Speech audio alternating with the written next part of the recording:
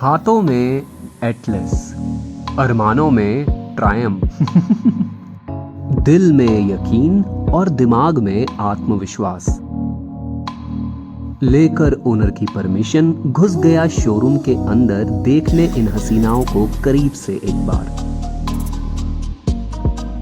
देखो देखो आप भी देखो, and to respect the efforts like और सब्सक्राइब करो मेरे यार।